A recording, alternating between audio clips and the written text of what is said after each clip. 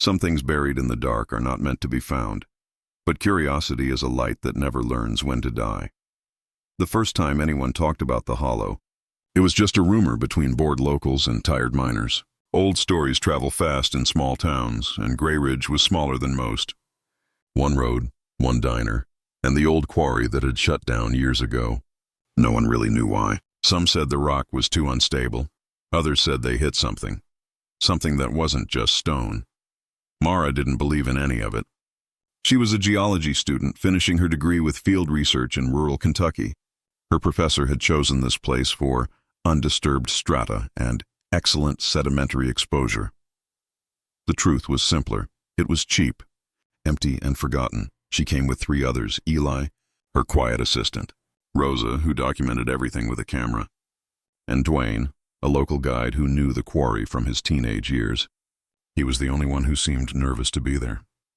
"The hollow's bad ground," he said the first night when they camped near the quarry's mouth.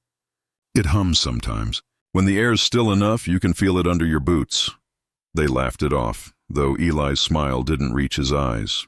Mara brushed it aside and focused on her maps. They were here to study the underground systems that supposedly ran beneath the old quarry, ancient limestone tunnels formed by millions of years of erosion. But the next morning, they found something that wasn't on any map.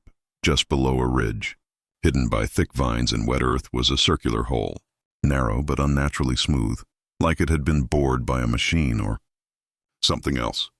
The air that rose from it was cold and dry, like old breath. "It's natural," Mara said, crouching beside it.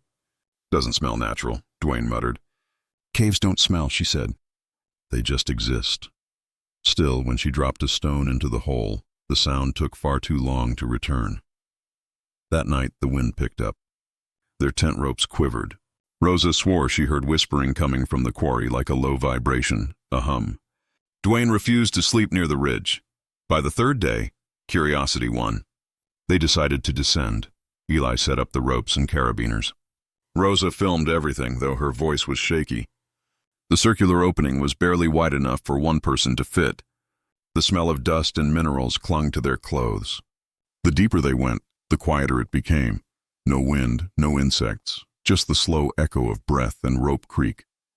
The tunnel opened into a chamber. The walls glistened faintly, wet in the light. Strange shapes were carved into the rock, lines, curves, almost like letters, but not from any known language. The carvings ran in spirals that seemed to pulse faintly when the light shifted. "Looks like tool marks," Mara whispered. "Or like someone was trying to write," Eli said. "In stone?" Rosa asked. "Who'd carve words this deep?" Then the hum began. At first it was soft, barely a tremor underfoot. But it grew like something moving beneath the stone. Eli steadied the flashlight, and for a second, the beam caught something further down, a shape that ducked out of sight. It wasn't human. It wasn't animal either. It was just wrong. They froze. The hum deepened, and the rope above them swayed on its own. Mara swallowed hard. "We're going back up," she said. "Now." No one argued, but when Rosa checked the footage later that night in the tent, her hands trembled. The video had recorded the hum clearly, but near the end, a frame showed something in the corner. A face, half human, half something else. The eyes reflected the light, but there was no lens glare, no dust, just intent, watching them. The next morning, the ropes were gone. The morning after the ropes vanished, the camp was too quiet. No birds, no wind, just the faint smell of earth and something sour, like metal left in rain. Mara woke up before the others. She walked to the ridge and stared down at the hole. It was still there, still round, still black, but something about it felt different, like it had shifted in the night. The edges looked smoother, the soil freshly moved. Eli joined her, yawning. "You think someone cut the ropes?" he asked. "Who would?" she replied. "There's no one for miles." "Then maybe something did." She didn't answer.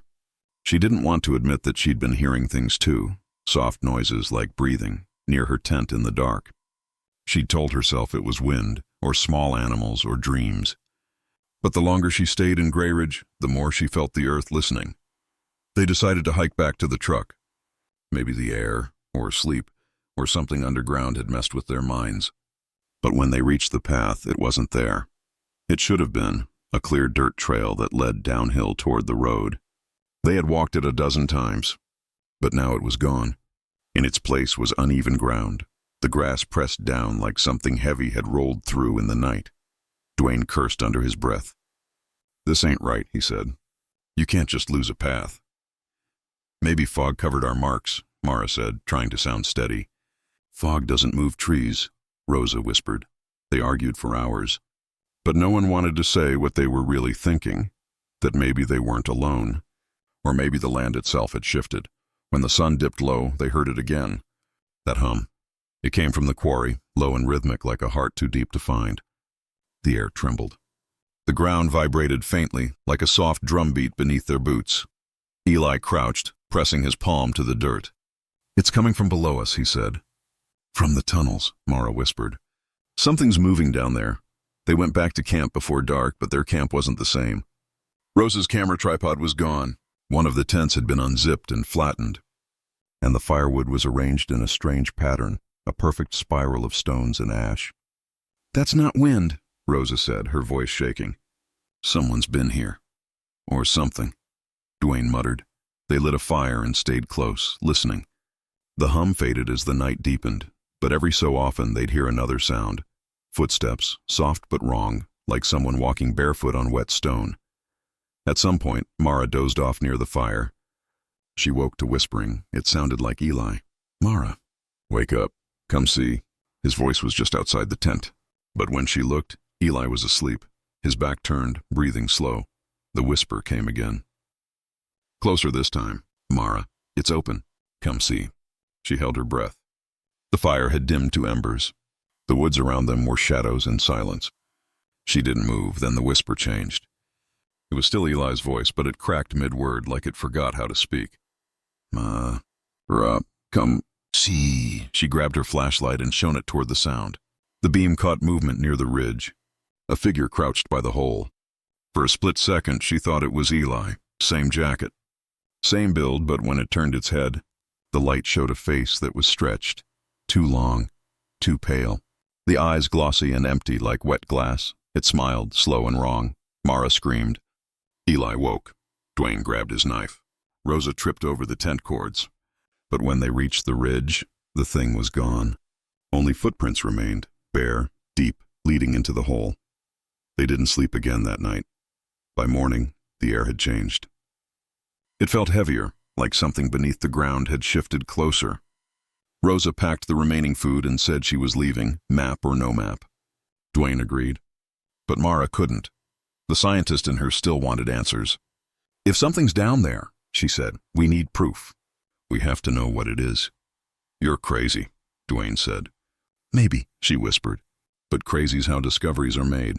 Eli didn't speak. He just looked at her with tired eyes, then began checking the harness again. By noon, they were standing at the edge of the hole once more. The air that rose from it was colder now, and faintly smelled of rot. The hum had grown softer, but it was still there, like breathing in the dark. They tied a new rope, steadier this time, anchored to a thick tree. Mara clipped her harness and looked at Eli. "If we're not back in an hour," she said, "cut the rope." "No," he said. "If you're not back, I'm coming down too," she smiled weakly. Then she descended. The darkness swallowed her after just a few feet. The flashlight's beam looked weak against the black. The tunnel seemed narrower than before, like it had shifted in the night, the walls pressing in close. When her boots touched the chamber floor again, the carvings were still there, but something new had appeared. A line of symbols drawn in fresh mud circling the chamber floor. And in the middle of the circle, something gleamed. It was Rosa's missing camera tripod, bent, twisted, and wrapped in something that looked like hair. Then the hum started again, louder now, closer. The walls trembled, and something moved in the shadows, crawling low, whispering her name in Eli's voice. Mara didn't remember climbing back up. One moment she was staring at the bent tripod wrapped in hair, and the next, Eli was pulling her out of the hole with both hands, yelling her name. Her mind felt foggy, like something had pressed on her thoughts and left fingerprints behind. She couldn't stop shaking. Rosa and Dwayne stood back, pale and quiet. The sun was high, but it gave no warmth. The ground looked the same. Yet everything around them felt tilted, like they had fallen into a version of the woods that wasn't quite real. Eli helped her sit down, wrapping a blanket around her shoulders. "What happened down there?" he asked. I don't know, Mara said. It was whispering. It sounded like you. Like me? Your voice, Eli, but it wasn't you. It knew my name. No one spoke for a long time. The only sound was the faint rustle of leaves. Even the wind seemed afraid to move. Finally, Dwayne said, "We leave. Now. Forget the hole. Forget whatever's under it," no one argued. They packed what little they could carry and started walking toward where they thought the road should be. But every turn looked the same. The same trees, the same ridge, the same distant hum. After 2 hours, Rosa checked her GPS. The screen blinked blankly. "No signal," she muttered. "It's just gone." "We're going in circles," Dwayne said. "I marked this tree earlier." The bark had a fresh knife mark, deep and still bleeding sap. He was right. They had come back to the same place. The air around the hole was colder now, almost freezing. Then Rosa screamed. They turned to see her staring at something in the distance. Between the trees stood a figure. It was tall, too tall to be any of them, and its head tilted in a strange, jerky motion. It wore clothes that looked familiar. Eli's jacket, Mara's gloves. It stood perfectly still, watching them. "That's not possible," Eli whispered. "Run," Dwayne said. "Don't look back." They ran. Branches slapped their faces, roots caught their boots, but none of them stopped. When they reached a clearing, Rosa gasped for air and turned. There was nothing behind them. The figure was gone, but the hum hadn't stopped. It was everywhere now, like the ground itself was alive. They built a fire again that night, too scared to sleep. Rosa held her camera tight against her chest, even though the battery was dying. Dwayne sat with his knife out. Eli drew symbols in the dirt without realizing, shapes like the ones carved into the cave walls. Mara noticed. "Where did you learn that?" she asked. He looked down at his hands, startled. I don't know. They just felt familiar." Rosa turned on the camera's playback, hoping to distract herself. She went through the clips from their first day. The descent, the carvings, the rope shaking. But near the end of one video, the screen flickered, showing something none of them remembered. It was footage from above the hole. Someone was filming their camp from the trees at night. The angle was shaky, distant, but the faces were clear. All 4 of them sitting by the fire, and behind them, standing in the dark, was another figure. Watching, breathing. "Who took that?" Dwayne whispered. "No one," Rosa said. "No one had the camera then." The fire crackled. Somewhere close, a twig snapped. They froze. The sound came again, slower this time, like careful footsteps. Then a voice, soft, broken, too close to ignore. "Mara." Her stomach dropped. It was Eli's voice again, but Eli was sitting right next to her. The second voice came from the darkness beyond the firelight. "Help me." Eli stood, pale as paper. "That's my voice," he said quietly. The footsteps circled them now, unseen but near. Rosa aimed the flashlight, but it only lit fog. The beam hit something wet, shining skin, stretched thin over bone. It moved away fast, melting into the trees. Eli's hands shook. "It's learning," he said. "It's copying us." No one slept that night either. By morning, the forest looked wrong again. The trees leaned at odd angles. The ridge had cracks that weren't there before. The earth felt soft underfoot, like something beneath it was breathing. Dwayne refused to stay. He packed a bag and started walking, muttering about the highway and daylight. The others followed, too tired to argue. But after an hour, the ground opened under Dwayne's feet. The soil crumbled and he fell with a scream that echoed far too long. When the dust settled, the hole was gone. The earth had closed. Mara fell to her knees, staring at where he'd stood. The hum grew louder again, so loud it made her teeth ache. Rosa began to cry. Eli just stared at the ground, whispering something over and over. "It wants us closer," he said. "It wants us underground." That night, as they huddled near the dying fire, they heard Dwayne's voice calling from below. "Mara, help! I'm hurt!" Rosa stood up, shaking. "He's alive," she said, but Mara knew that voice was wrong. It sounded right, but something in it was hollow, like an echo that didn't know what it was repeating. "That's not Dwayne," she said. "Don't answer it." The voice came again, pleading, weaker. "Please, it's dark." I can't breathe. Eli covered his ears. Rosa cried harder. The hum turned into a steady pulse now, like something was moving closer under the dirt. The ground shivered. The trees bent slightly, as if bowing. Then, for just a second, Mara thought she heard whispering. Not words, just sounds, coming from beneath her own skin. The fourth night was the coldest yet. The wind stopped. Even the fire's smoke rose straight up, not moving. The forest held its breath, as if the world above were waiting for something below. Mara didn't sleep. Every time she closed her eyes, she saw Dwayne's face, his hand reaching up from the soil, his mouth open, no sound coming out. She kept telling herself he was gone, that the ground had swallowed him. But part of her wondered if it had taken him for a reason. Rosa sat near the fire, staring at her camera. I keep hearing it, she whispered. Hearing what? Mara asked. The clicking, like something trying to talk but forgetting how. Eli rubbed his temples. It's inside the stone, he said softly. It moves when we speak. It listens. Maybe it wants to learn. Mara turned to him sharply. Eli, you need to stop saying things like that. Why? He asked. You saw it too. His voice was calm but wrong, flat, almost detached. He hadn't eaten all day. His eyes were darker now, rimmed with dust. He looked like he hadn't slept in a year. By sunrise, they decided to move again. They had no map, no trail, but staying felt worse. The air smelled strange now. Wet stone, decay, and something like rusted iron. When they reached the old quarry edge, the land seemed changed. The ridge was wider, the hole larger, and a new crack had opened nearby, long and dark, pulsing faintly like a living wound. We're not going near that, Rosa said.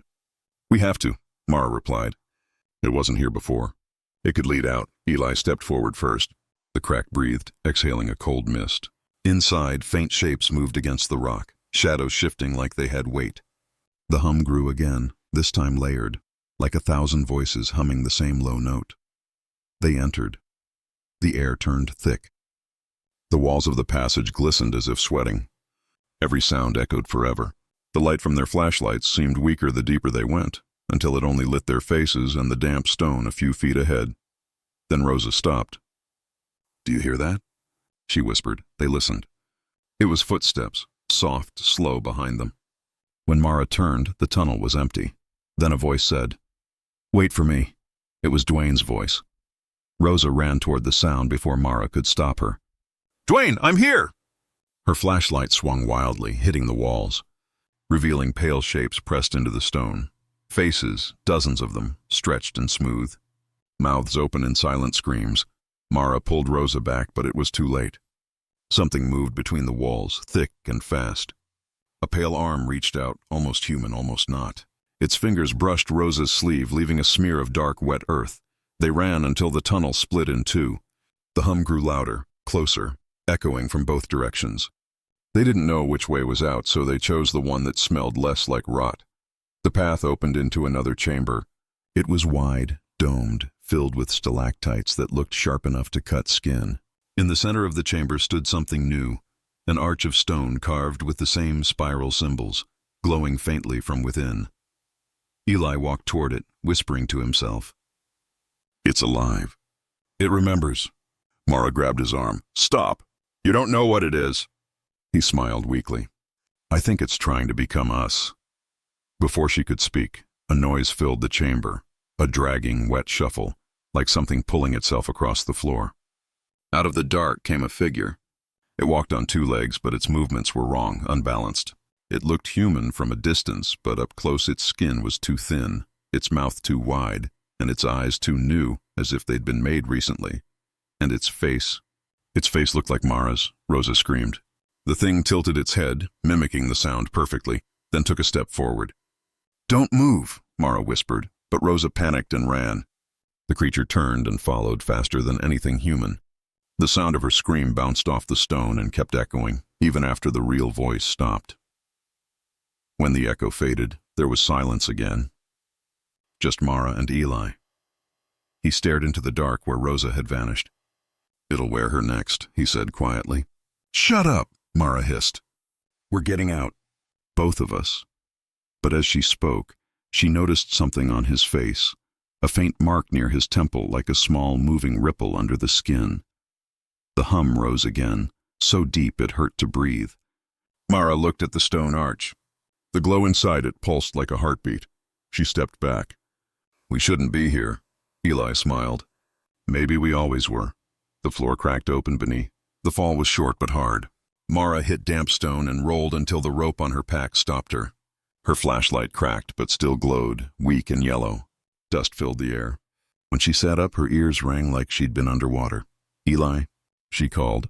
A groan answered somewhere close. She followed the sound until she found him half buried under loose rock. His arm was twisted, his face gray with dust. But his eyes were open. "You alive?" she asked. "I think so," he said, voice hoarse. "Where are we?" The light reached only a few feet, but the walls around them were smooth and wet.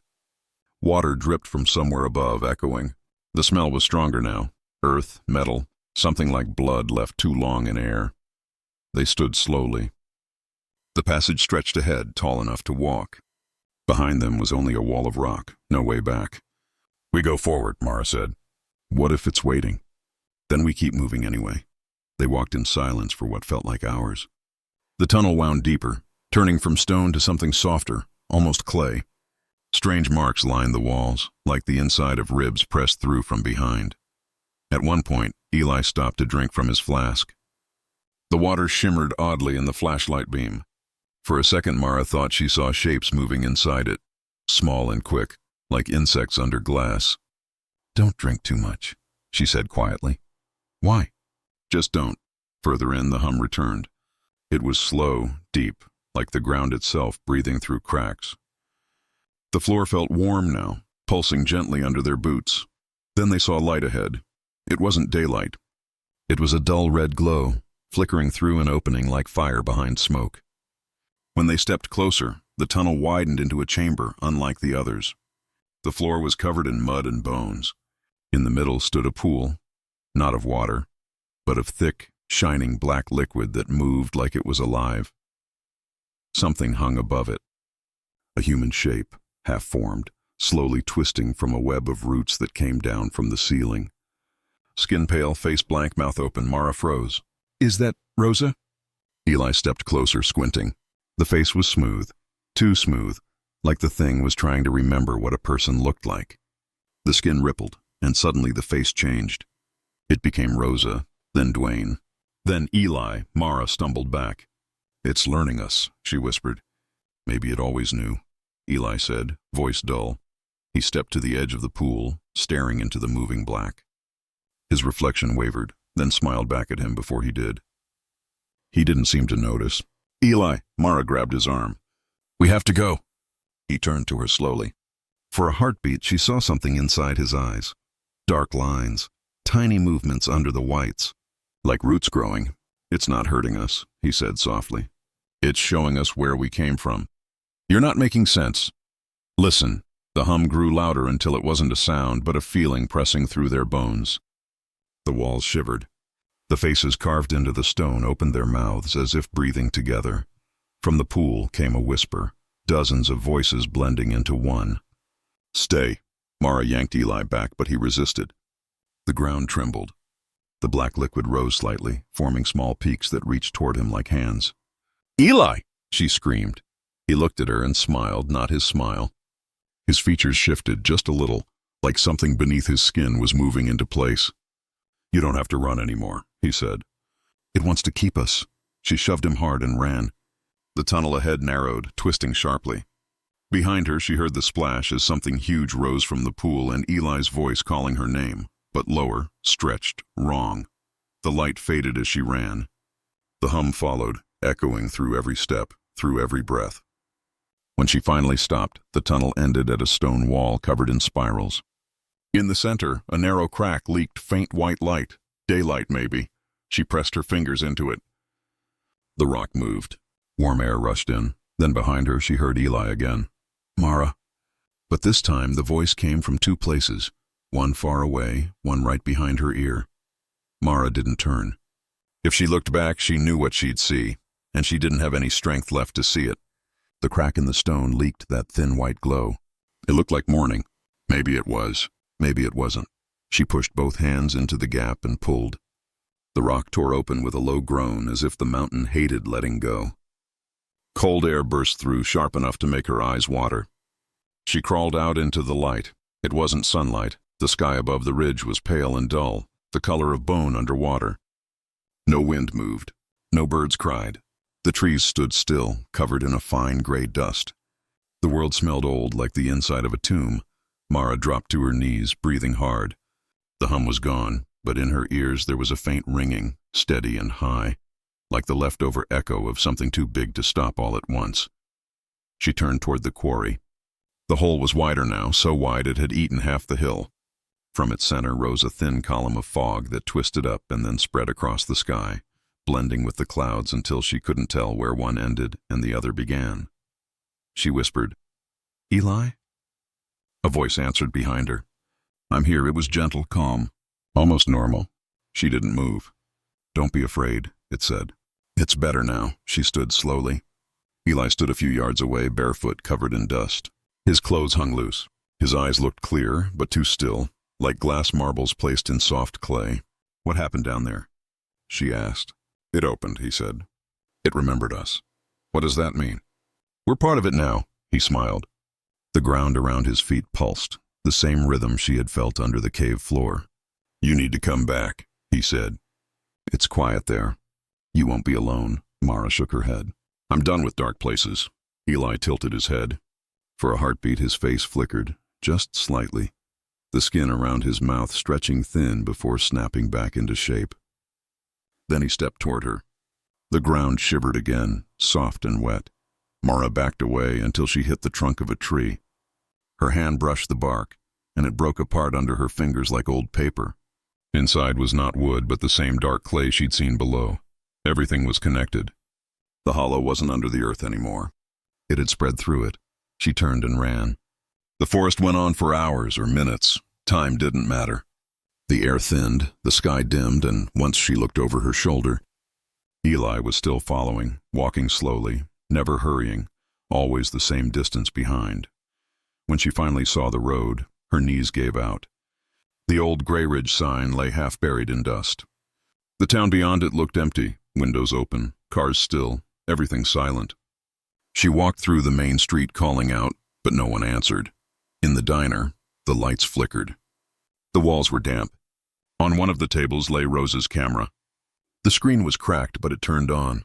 The last video played by itself. It showed Mara climbing out of the hole. Then it showed her walking through the quarry. Then it showed her turning toward the camera and smiling. Only, it wasn't her eyes. The reflection in the lens blinked a second later than she did. She dropped the camera. The screen froze on that smile. Outside, the hum began again. Quiet, steady, endless. She looked down at her hands.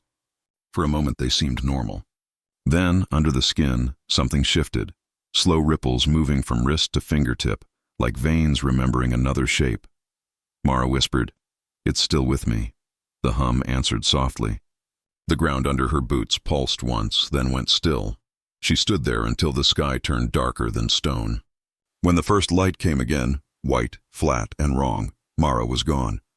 Only footprints remained, leading back toward the quarry.